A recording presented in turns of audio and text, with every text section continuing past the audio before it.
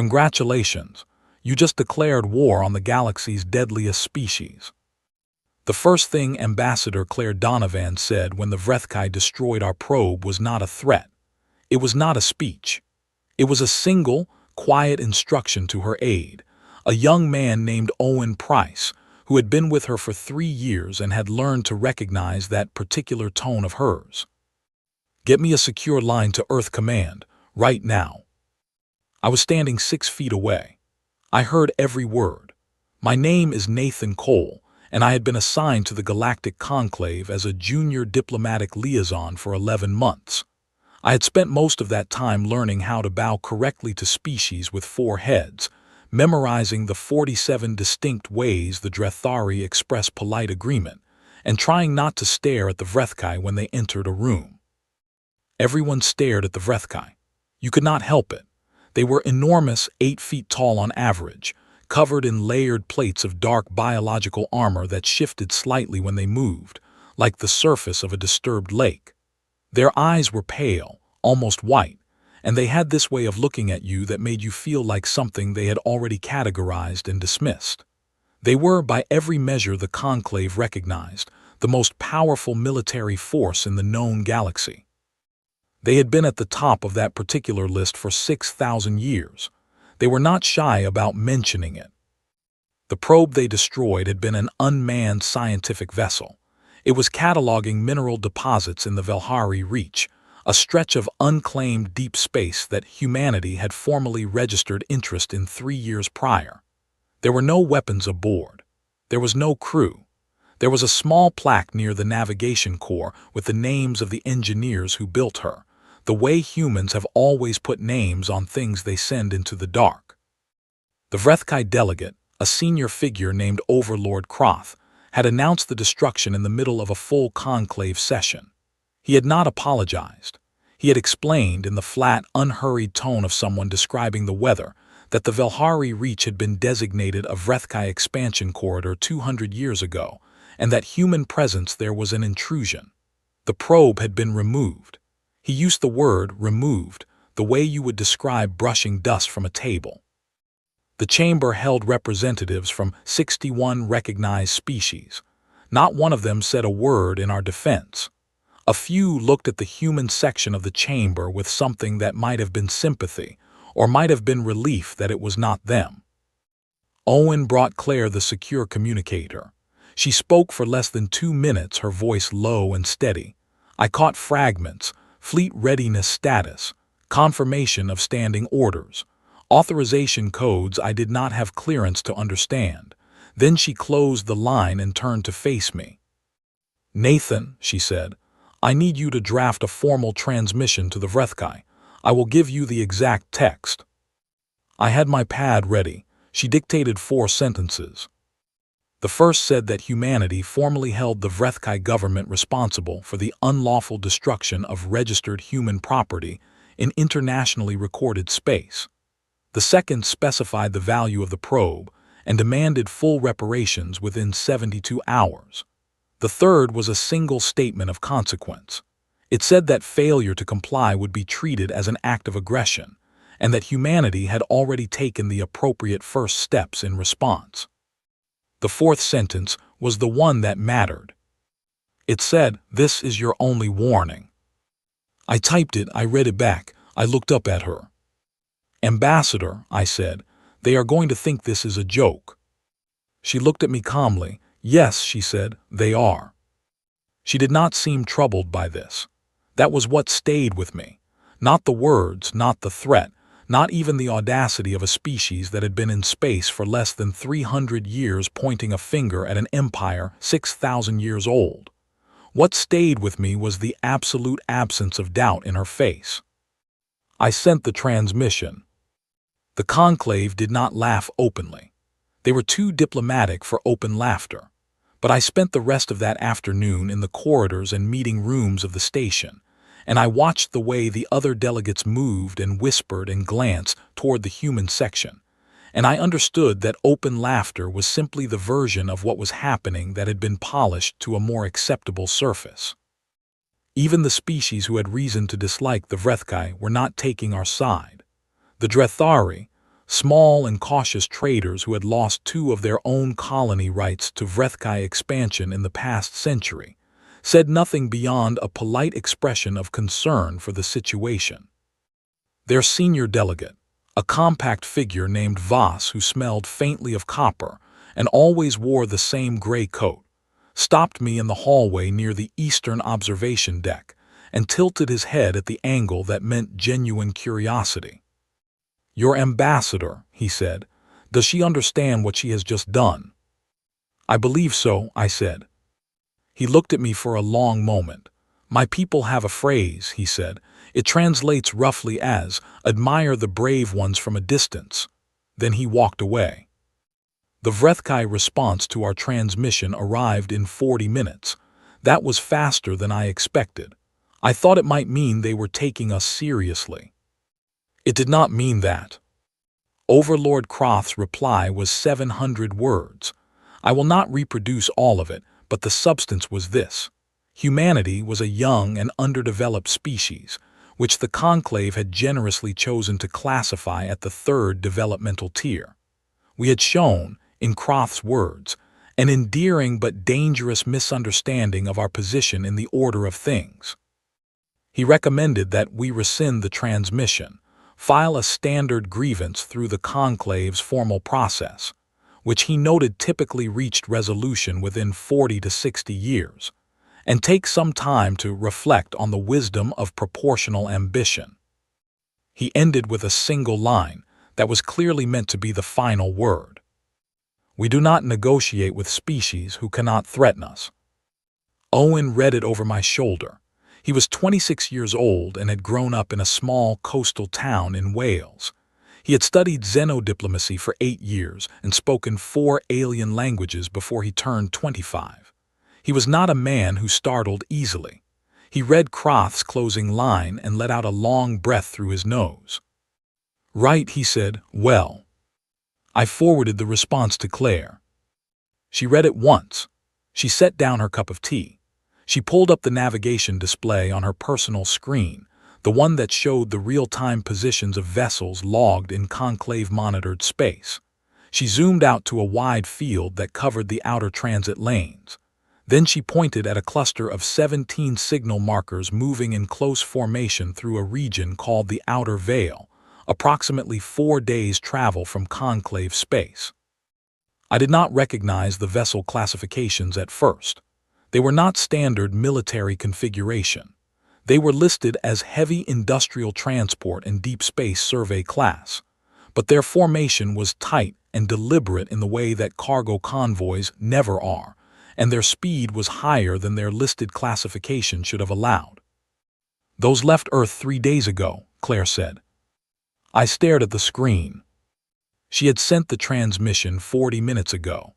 The 72-hour clock was already running. The fleet had left Earth before the clock started, before the probe was even confirmed destroyed. "You knew," I said. "We knew they were going to do something eventually," she said. "The probe was just the first thing we had on record." She finished her tea. "This is not a reaction, Nathan.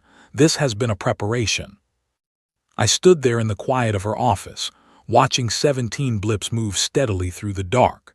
Outside, somewhere in the main conclave chamber, Overlord Kroth was probably still enjoying his own wit.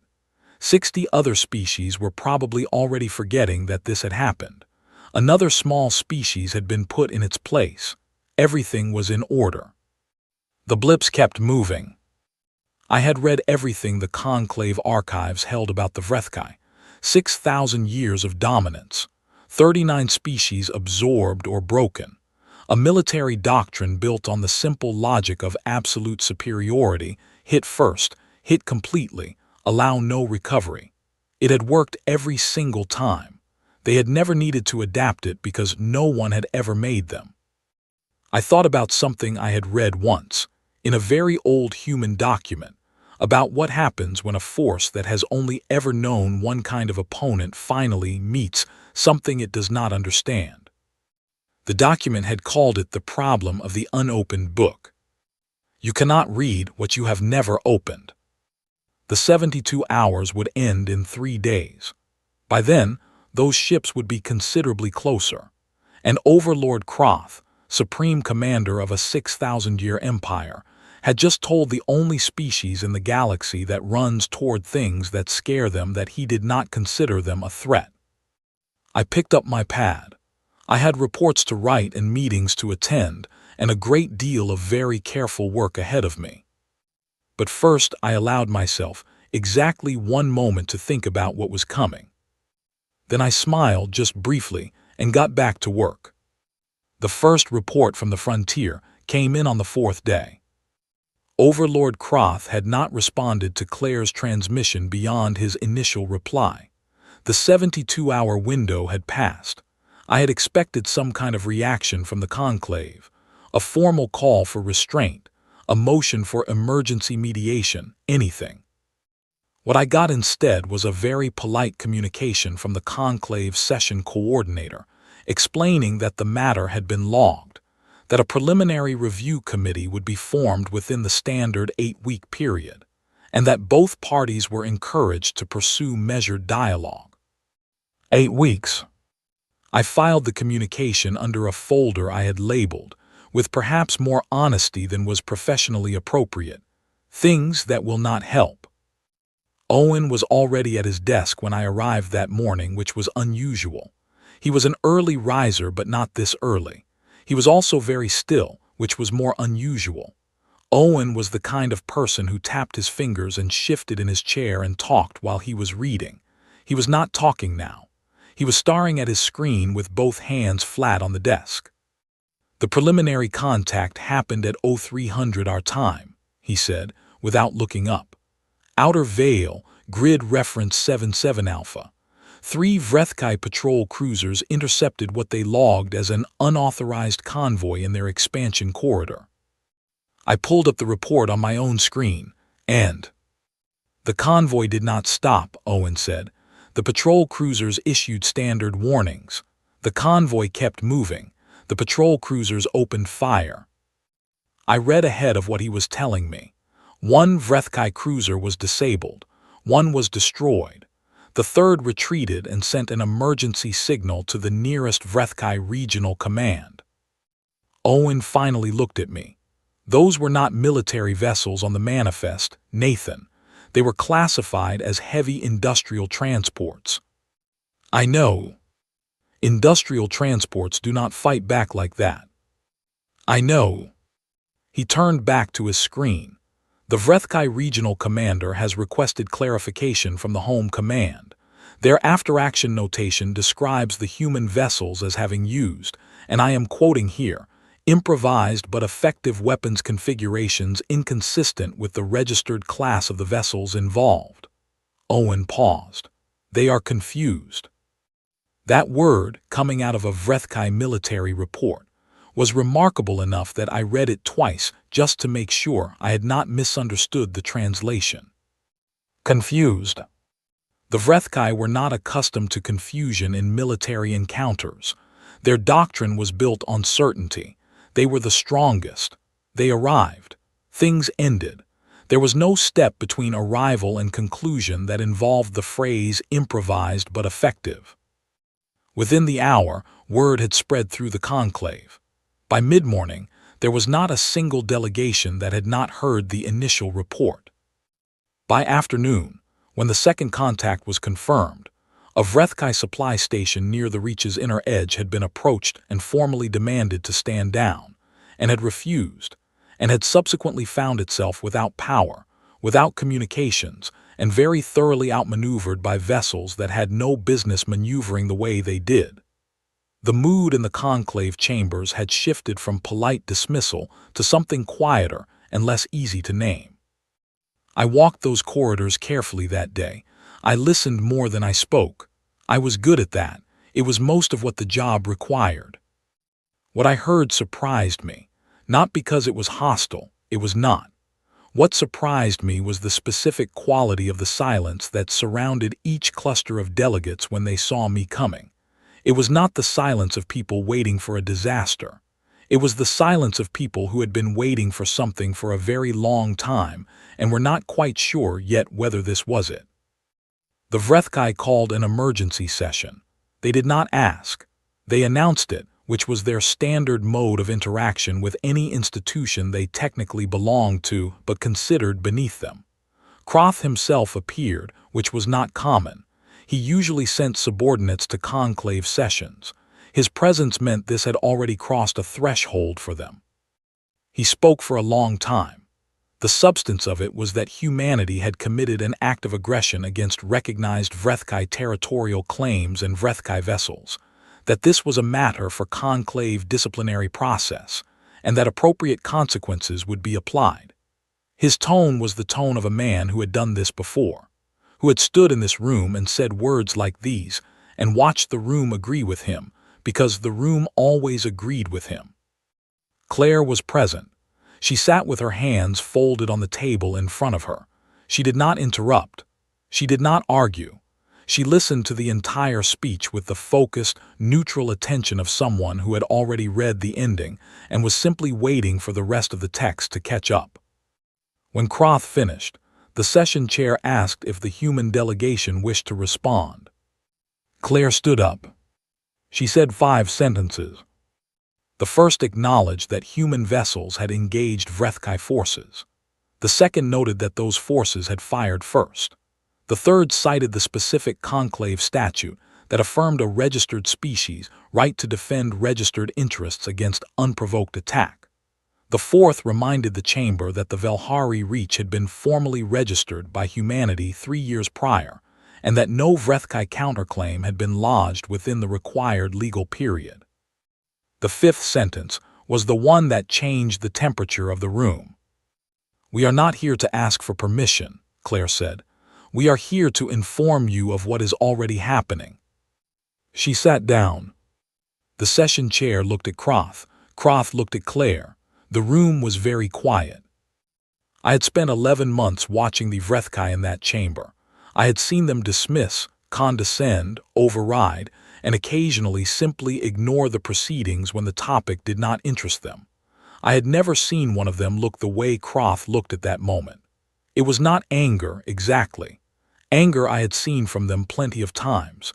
It was something more specific. Something that required first understanding that the situation was not what you had assumed it was, and that the gap between your assumption and reality was wide enough that you were not sure how you had missed it. Claire had not asked for anything.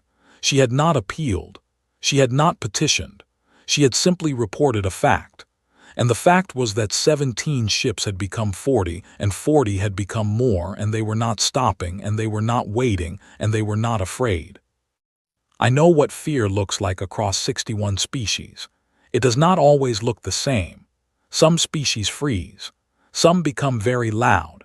Some retreat into procedural language and committees and formal reviews, because process is the thing they reach for when reality becomes uncomfortable. But there is one thing that is almost universal. When something that has always been safe to ignore becomes something that cannot be ignored, there is a moment, brief, unmistakable, when the eyes change. I saw it in Croth's eyes that afternoon. He recovered quickly. He was experienced and disciplined and had survived 6,000 years of dominance by being very good at projecting certainty. He recovered and he spoke again, this time more sharply, and the session continued, and motions were filed and language was debated, and all the machinery of interstellar diplomacy kept turning.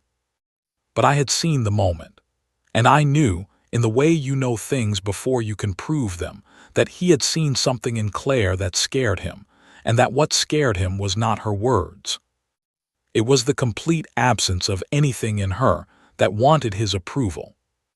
The Vrethkai had built their empire on a simple truth. Every other species wanted something from them: recognition, safety, trade access, permission to exist without fear. Every negotiation, every confrontation, every relationship the Vrethkai had ever had was shaped by that truth. You could not threaten someone who had nothing to lose, but you also could not intimidate someone who did not want what you were withholding.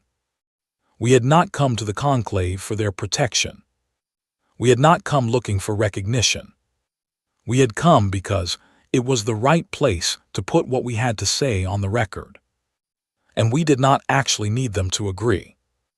That night I sat in the small observation room near the eastern end of the station, the one with the long window that looked out at open space, and I thought about a thing that most species never have to think about because their history does not make it necessary. Humans had spent the first 100,000 years of their existence being hunted, eaten, outrun, outclimbed, outstrengthened. By nearly every measure of physical capability, they should not have survived. The creatures that shared their world were faster, stronger, and better armored. The planet itself was trying, in the way planets do without intention, to kill them at every turn. And humanity had responded to this by learning, by adapting, by refusing, generation after generation, to lie down. They had looked at every predator that hunted them and studied it until they understood it well enough to hunt it back. They had looked at every obstacle and found or invented a way through it. They had made tools and fire and medicine, and eventually rockets, and at no point in that entire long story had they sat down and decided it was time to stop. The Vrethkai had never fought anything that refused to stop. I watched the stars and I thought about what was moving through the dark out there, past where any of the Conclave's sensors could reach yet, closing the distance with the quiet patience of something that had already decided how this would end. Then I went to bed, because there was a great deal of work still to do, and I have always found it easier to face large things when I am not tired. The war, by the time the Conclave officially acknowledged it as such, had already been running for 3 months. 3 months is not long by the standards of interstellar conflict. The Vrethkai had waged campaigns that lasted centuries. Their recorded military history described engagements that spanned entire generations, slow, grinding advances and retreats measured in decades. They were patient. They were thorough. They had the infrastructure of a 6,000-year empire behind every operation, endless supply chains, and established logistics networks and regional command structures that had been tested and refined across 39 prior conflicts. 3 months in, they were winning nearly every engagement. I want to be precise about that because it matters. When people talk about what happened in the Velhari campaign, there is a tendency to tell it in a way that makes it sound clean, as though humanity simply showed up and reversed the natural order. That is not what happened. What happened was harder and slower and more costly than that, and anyone who tells you otherwise was not watching closely enough. 3 months in, the Vrethkai had more ships. They had better shields. Their weapons had longer effective range and higher yield. They had the enormous practical advantage of fighting in and around space they had operated in for generations, space they had mapped and mined, and seeded with infrastructure we did not know existed until we ran into it. They won most of the direct engagements in those first months. Not all of them, but most. What they could not do was make a stop. That was the detail their commanders kept nodding and could not explain. Owen showed me the intercepted reports. We had broken the first Vrethkai encryption layer by week 6, which their intelligence division did not discover until week 10. And I read them carefully because I believed they revealed something essential about the shape of the conflict. The phrase that appeared most often, across commanders and theaters and time periods, was some variation of, "Forces continue to engage despite unsustainable losses." They thought we were irrational. It is an understandable error. In every previous conflict in their history, a rational opponent reached a point of calculation. You measured your remaining strength against the opposition. If the math said you could not win, you found a way to stop. That was not cowardice. That was sense. Every species they had ever fought had done it eventually. The math always arrived, and rational beings always listened to it. What they had not encountered before was a species whose math included variables they were not measuring. I was in Claire's office when we got the report from the Kelevar station. I remember it clearly because I had been arguing with her for the better part of an hour about something I now realize was a very small thing. The convoy commander at Kelevar, a practical and plainly stubborn man named Gregory Hart, had been encircled by a Vrethkai force 3 times the size of his own. Communications had been interrupted. Supply lines had been cut. The Vrethkai commander had sent a formal demand for surrender and had given Hart 4 hours to respond. Hart's response, when it came, was not a communication. It was a tactical action. The details are complicated, and I am not an engineer, but the short version is this. Hart's team had been studying the power distribution architecture of their own vessels for 2 weeks, ever since the encirclement began. They had identified a way to reconfigure the reactor output of 3 ships in close formation to generate a directed energy pulse. It was not something any textbook had described. It was not something the ships had been designed to do. It was not something the Vrethkai models had any entry for, because you cannot model a possibility you have not imagined. The 3 ships were lost in the process. Every person aboard knew that was likely when they volunteered for it. I am not going to describe what happened to the Vrethkai fleet that had been holding the perimeter. I will say that the encirclement ended, that Gregory Hart brought the rest of his convoy through, and that the after-action report he filed was 11 pages long and written in the direct, slightly irritable style of a man who had not slept in 4 days and had strong opinions about inefficient supply routing. The last line of his report said, "Request additional reactor shielding components for future operations. The current configuration presents an unnecessary bottleneck." He was already thinking about next time. That report reached the Vrethkai High Command through channels I will not specify. I know it reached them because we intercepted their response. Their senior strategic analyst described the Kelevar engagement as anomalous and recommended it be classified as an outlier resulting from exceptional individual decisions unlikely to be replicated at scale. He was wrong, of course, but I understood why he thought that. The mistake he made was in how he defined exceptional.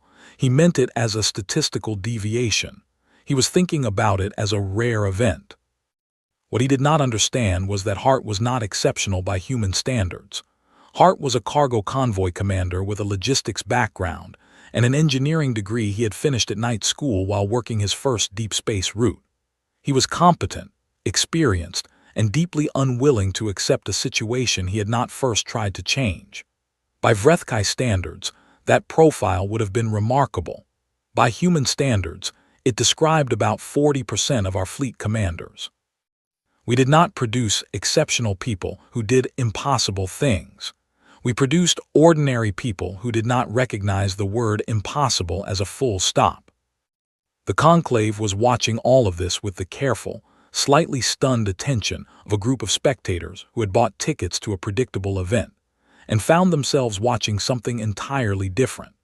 I spent a significant amount of time in those months having conversations that I had not anticipated having, with delegates from species that had previously been too cautious or too comfortable to express any view on the Vrethkai that could be described as critical. Voss, the Drethari delegate, began appearing in spaces where I also happened to be. It was not accidental. Drethari do not do anything accidentally. He would stand near me at the long observation windows and look out at space and talk about trade routes, about the challenges of deep space mineral extraction, about the theoretical logistics of supplying a fleet operating at extended range. He never said anything directly. He was too experienced for that. But what he was communicating, underneath the careful language, was this. The Drethari had been watching the Vrethkai expand for a century, and they had a great many resources that needed a reliable and discreet destination. 3 other species made similar overtures through similar indirection. None of them wanted to be seen as aligned with us. That was too dangerous while the outcome was still uncertain, but they were positioning themselves, very carefully, for the possibility that the outcome might not go the way everyone had assumed. I brought all of this to Claire. She listened, took notes, and then said something that I have thought about many times since. "Do not promise them anything yet," she said, "and do not let them think we need them. The moment they believe we need them, they will start charging for it. She was right. I knew she was right. But it was not easy in those months to hold that line, because the truth was that we did have costs. The truth was that there were names on lists I tried not to look at too often, people who had gone out and not come back, and the numbers were real and they were not small. We were building capacity as fast as we could, repurposing and retrofitting and innovating at a pace that impressed even our own engineers. But impressive pace is not the same as painless. I remember one evening, around the 4th month, sitting with Owen in the small corner of the station's shared cafeteria that had, by a kind of unspoken agreement, become the space where the human staff went when they needed to not be performing composure for other species. It was just the two of us. He had a cup of something the station's food system called coffee, which resembled coffee in the way that a photograph of fire resembles warmth. "My brother is out there," he said, not looking at me. I did not know what to say to that. I said nothing. Sometimes that is the right answer. He drank the not coffee. "He is fine," Owen added, with the specific confidence of someone who needs to believe something and is choosing, deliberately, to believe it. I nodded. We sat quietly for a while. "The Vrethkai Psychic Division broadcast another fear signal last week," Owen said eventually. "Did you read the crew response reports?" I did. 11 seconds, he said. Average measurable fear response across 6 ships, 11 seconds, and then every single report says essentially the same thing. Personnel describe moving from fear to anger and then to focus. One gunner's report actually uses the phrase, "got annoyed and decided to do something about it." He looked at me. His expression was somewhere between exhausted and quietly proud. "We are genuinely strange, Nathan," he said. "Yes," I said, "we really are." The Vrethkai did not stop trying. That was important. They adjusted tactics, deployed additional forces, attempted economic pressure through conclave channels that went nowhere because we had not built our economy around conclave trade networks. They were a serious, capable, disciplined empire, and they were doing everything their 6,000 years of experience told them to do. None of it was working the way it should. And then, in the 5th month, Overlord Kroth sent a new kind of transmission. Not to humanity, he sent it to the conclave. He requested formal mediation. I read the transmission 3 times. Then I went directly to Claire's office without stopping to knock. She had already read it. She was standing at her window, looking out at the stars. "They want to talk," I said. "Yes." "Do you want to talk?" She turned around. "We will talk when they return what they destroyed, every gram of it." She paused. "Go draft the response." I went. Somewhere in the corridor, I passed Voss. He looked at me with those small, copper-dark eyes. He made the angle that in Drethari expression means the recognition of a significant moment. "Progress," he said. "Something like that," I said. He nodded once, then he walked on. The second phase of the talks began in what the conclave diplomatically called a structured dialogue process, and what I called, in my private notes, the part where everyone pretends they have been reasonable all along. The Vrethkai came to the table, which was a figurative table, a series of relay-mediated communication exchanges across a neutral channel, with a posture that was new for them. Not humble, exactly. The Vrethkai were not constitutionally capable of humble, but there was a quality to their opening statements that I had not seen from them before, a kind of careful measurement in every word, as though they were speaking in a room with a low ceiling and had learned, recently, not to stand up too fast. "My name is Nathan Cole. I was a junior diplomatic liaison when this started. By the time the dialogue process began, I had a new title that nobody had bothered to invent yet, so we called it Senior Field Coordinator, which meant I was the person who stayed up late cross-referencing interception, reports with official transmission logs and briefing Claire at 6 in the morning. I was also, I realized somewhere in the 7th month, beginning to understand something about the Vrethkai that their own history had never made necessary for them to understand about themselves. They did not know how to want something without it looking like weakness. Their entire culture, every social structure and diplomatic posture and military protocol, was built on the assumption of dominance. You communicated from a position of strength. You asked for nothing because asking implied that you lacked something, and lacking something implied vulnerability, and vulnerability was the first thing an opponent would exploit. This was not a flaw in their character so much as a logical product of 6,000 years of always being the strongest thing in the room. The problem was that it left them with no vocabulary for the situation they were in now. They could not simply say what they wanted, because saying it directly would mean acknowledging that they wanted it, and wanting it meant not having it, and not having it meant the situation had changed from what it was supposed to be. So they talked around it. They proposed frameworks. They suggested mutual reviews of territorial claims. They raised the question of a conclave-supervised demilitarized corridor. Every proposal was structured to look like a generous offer from a position of choice rather than a request from a position of need. And every proposal, without exception, contained the same hidden center. They wanted the humans to stop. Claire recognized it immediately. She had a gift for reading the architecture of language, for finding the load-bearing walls inside a sentence. She sat through 17 sessions of opening dialogue without agreeing to a single framework, and she did it in a way that was never provocative, never rude, and never gave them anything they could point to as obstruction. She was simply waiting. I asked her once, late in the 8th month, what she was waiting for. For them to say the real thing, she said. What is the real thing? That they are afraid, she said. Not of us specifically, of what we represent, of the fact that we exist and we are not stopping and they do not have an answer for that. She set down her pen. The moment they say that, even around the edges, the conversation changes, because then we are talking about the actual problem instead of all the formal furniture they have been stacking around it.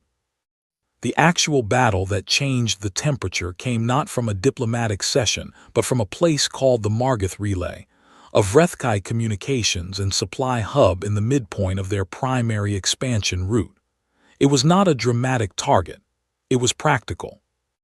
Our strategic planning team, led by a quiet, extremely methodical woman named Alice Ford, had spent 4 months identifying every node in the Vrethkai logistics network that, if disrupted, would create cascading supply failures across multiple theaters. The Margith Relay was the third on that list. It fell in 41 hours. The approach was careful and thoroughly planned. Alice Ford's team had mapped the relay's patrol patterns over 11 weeks using data gathered from previous engagements and from the Drethari, who had, by this point, stopped pretending their material assistance was purely economic. The force that took the relay was not the largest human formation in the field. It was chosen for precision rather than power. They arrived in a formation the Vrethkai did not have a defensive protocol for, because the protocol would have required imagining that someone would try it, and the Vrethkai strategic imagination had been shaped entirely by encounters with species that did not move the way we did. The relay's commander sent an emergency request for reinforcement. The reinforcement was intercepted and redirected by a second group operating on a parallel timeline that the relay's command had not known existed. The operation had 3 moving parts that needed to function simultaneously at distances of several light minutes. Which sounds impressive until you learn that the planning team had run the coordination model 400 times before they were satisfied with it. Alice Ford's after-action summary was 2 pages. The last paragraph noted 6 areas for improvement in future coordinated operations. She was already working on the next one. When the Margith Relay fell, 5 other supply chains went into disruption. The effects were not immediate, but they were certain, and the Vrethkai High Command knew it. Within the week, 3 regional commanders had filed independent assessments to the Home Command that all said, in different ways, the same thing. This is not what we thought it was. I want to dwell on that for a moment, because it is easy to tell this story in a way that makes it look inevitable, and it was not inevitable.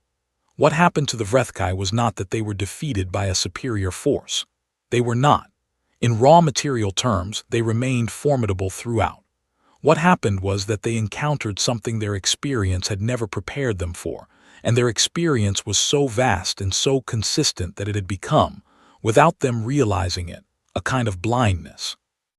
Every species they had ever fought had a breaking point that looked the same, a moment when the cost became too high and the goal became unreachable, and the only remaining question was the terms of ending. They knew what that moment looked like. They had seen it 39 times. They had learned to identify the early indicators, the subtle changes in engagement patterns that signaled a species approaching its limit. They kept looking for those indicators in us. They kept adjusting their models to account for why the indicators had not appeared yet.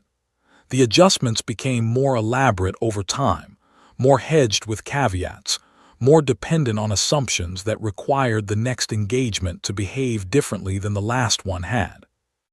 The indicators never appeared.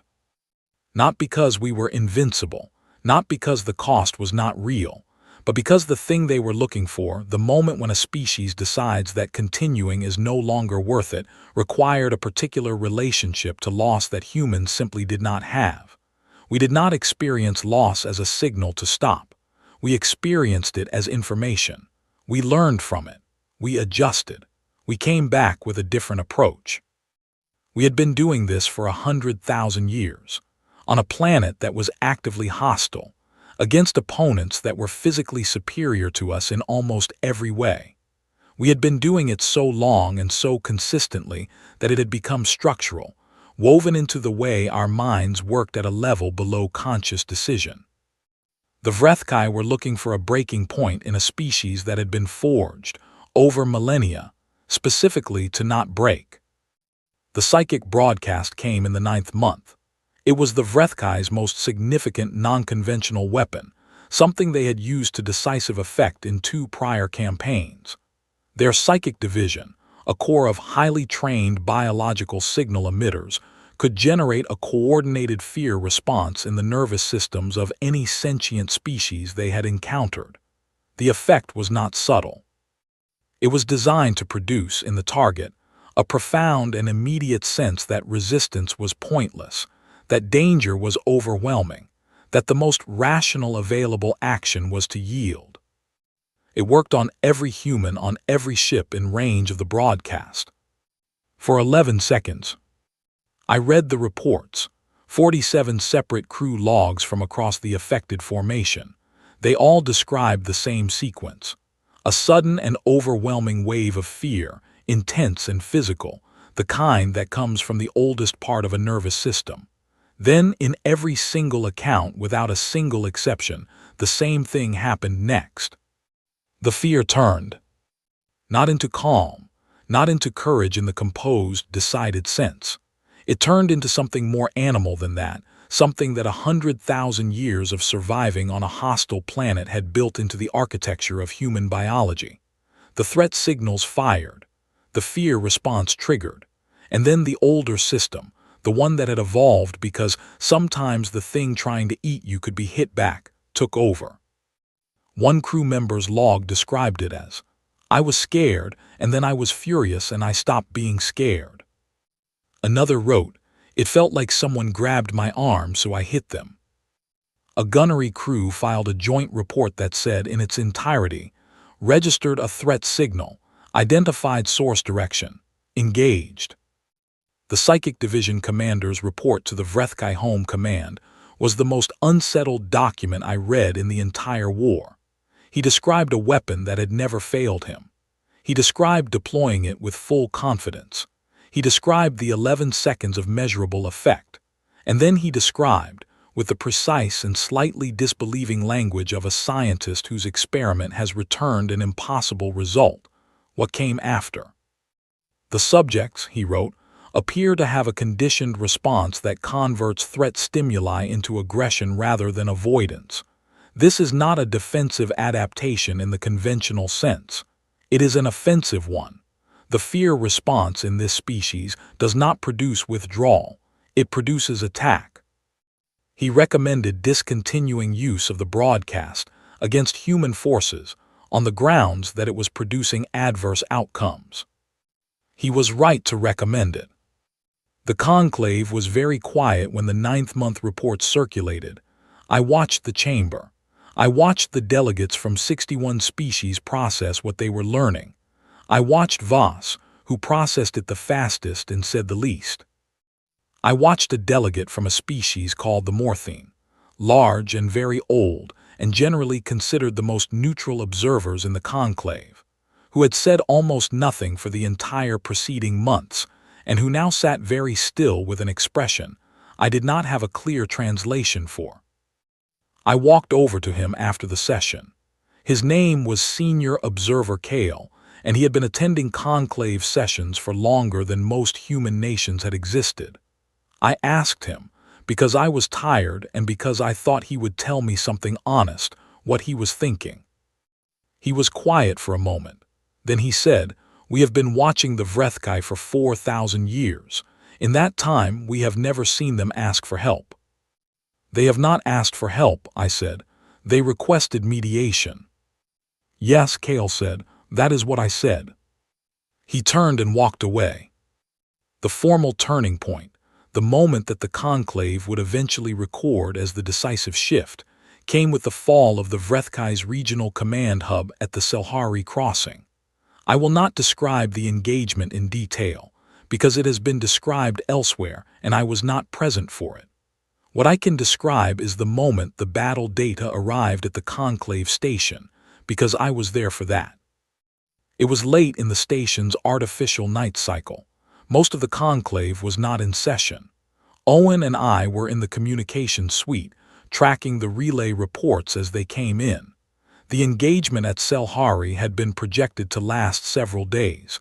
It lasted 11 hours. When the final status report came through, Owen read it once. Then he read it again. Then he turned to me with an expression that I will remember for the rest of my life. Not joy exactly, not triumph.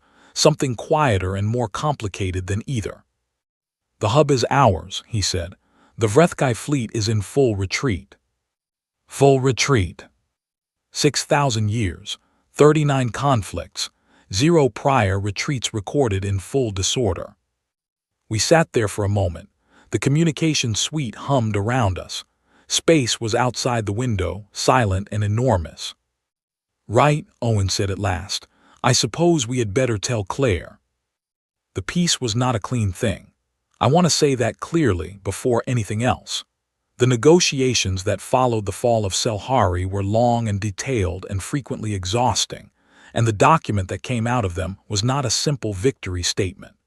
It was a complicated, carefully worded agreement with provisions and timelines and review clauses and a verification protocol that the conclave's legal division took 6 weeks to format properly.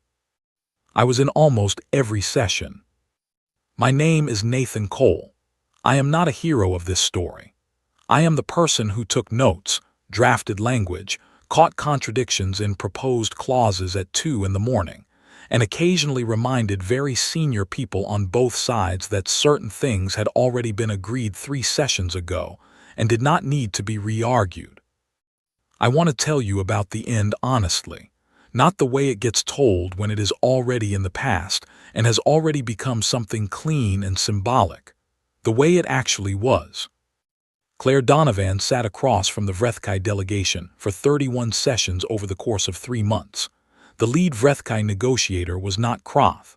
Kroth was gone from the public record by the 2nd month of talks, replaced by a senior diplomat named First Voice Seville, who was, I noted immediately, fundamentally different in her approach. She did not posture. She did not use the language of dominance that had characterized every prior Vrethkai interaction I had witnessed. She was direct and precise and occasionally, in the careful way of someone who had been given a new and difficult assignment and intended to do it properly, even willing to say when a proposal was fair. It took 8 sessions before I understood why Claire had waited for this. Seville was the internal signal that the Vrethkai Home Command had accepted the reality of the situation. You do not send a diplomat who speaks plainly when you are still trying to perform superiority. You send that diplomat when you need to actually reach an agreement.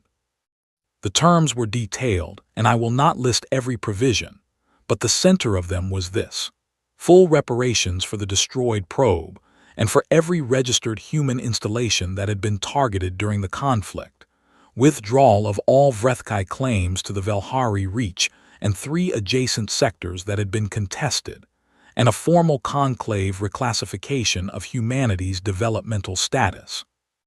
That last part took the longest to negotiate.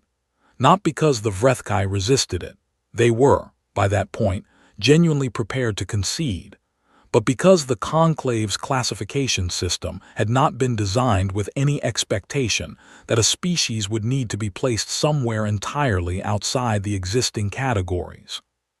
Class 3 emerging, Class 2 developing, Class 1 established. Class Prime, which was where the Vrethkai sat, the designation for a species considered a foundational power in the current galactic order. None of these fit.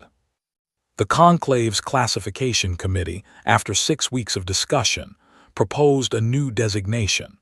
I will not attempt to reproduce the original alien term because it does not translate cleanly, but the closest rendering into human language is something like independently defined. The meaning of it, as explained in the formal record, was this: a species whose development and conduct falls outside the parameters of the existing tier system, and which is therefore recognized as operating according to its own defined standards rather than those of any established classification.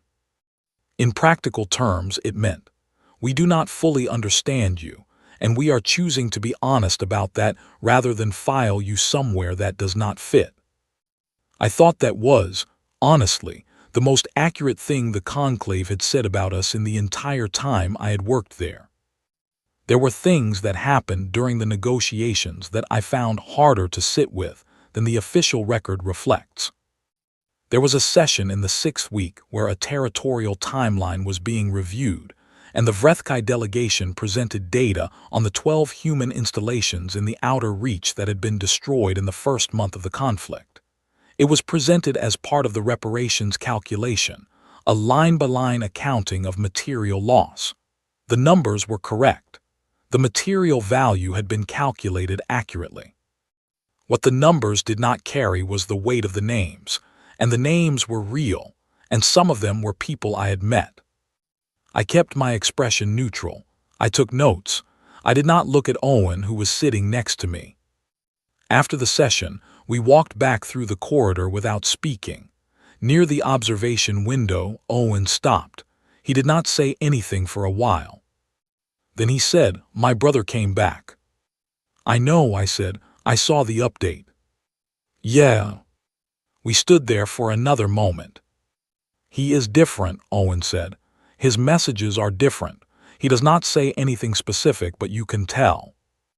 "I know," I said again. This is the part of the story that gets left out when it becomes a story. The difference between the people who left and the people who came back, and the question of whether that difference was permanent, and the longer, quieter conflict of figuring out how to live inside what had happened. I am not equipped to resolve that question in these pages. I do not think it can be resolved quickly. I think it is the kind of thing that takes a very long time and a great deal of patience from everyone involved. And I think humans are, on the whole, capable of that patience because we have had to be before. The Vrethkai signed the final agreement on a day that was, on the station's calendar, an unremarkable Tuesday. The ceremony was formal and brief. Claire signed for humanity. Seville signed for the Vrethkai Empire. The conclave session chair recorded the agreement in the formal register. There were no celebrations in the chamber itself. It was not that kind of moment. Afterward, in the long corridor outside the main chamber, a young Vrethkai diplomat approached me. He was younger than most of the delegation, which meant he had not been part of the original aggression.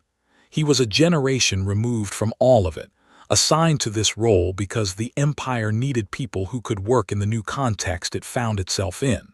His name, rendered into something I could pronounce, was something like Ren. I will call him that. He stopped me politely. He spoke through his translator in the careful, even way of someone choosing words very deliberately. "I have a question," he said, "if you do not mind." "Go ahead," I said. "How did you know you would win?" I thought about that honestly. I thought about the 17 blips on Claire's screen, 3 days before the warning was even sent. I thought about Gregory Hart filing improvement requests from the middle of an engagement that should have ended him. I thought about Alice Ford running her model 400 times. I thought about 11 seconds and what came after 11 seconds.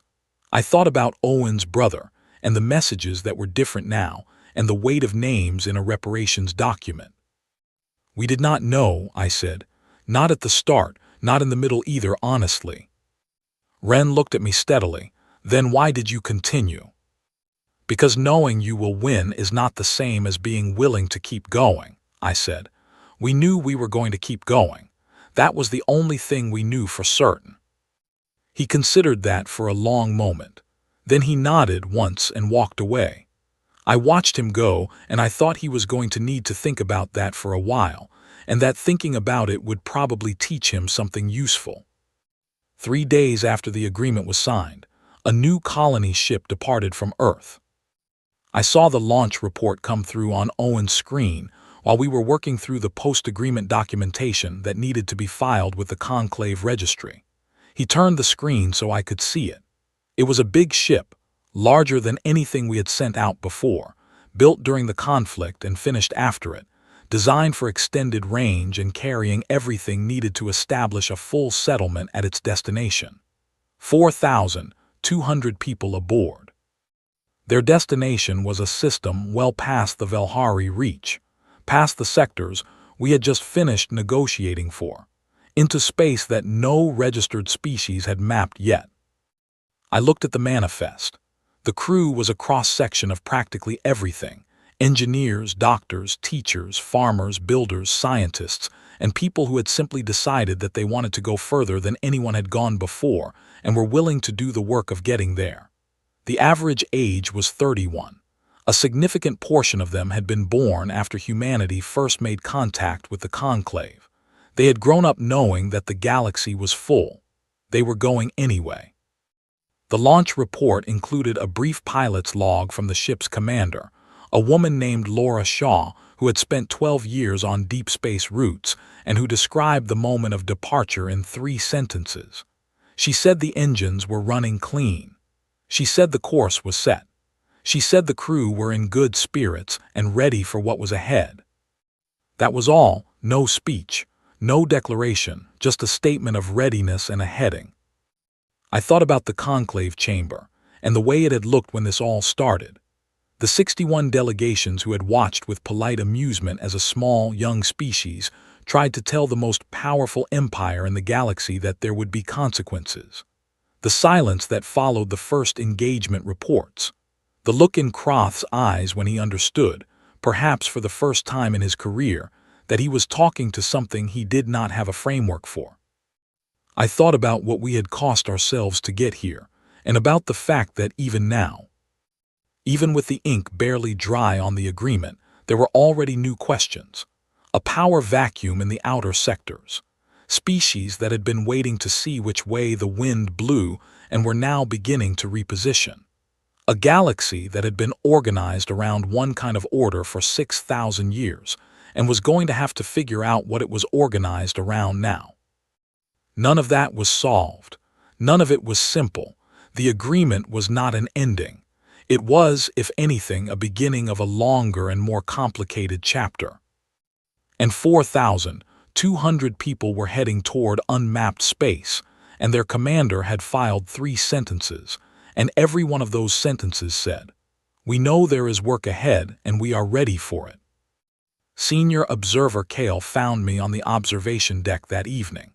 He moved slowly and deliberately, the way the Morthine always do, and he stood beside me at the window for a while before he spoke.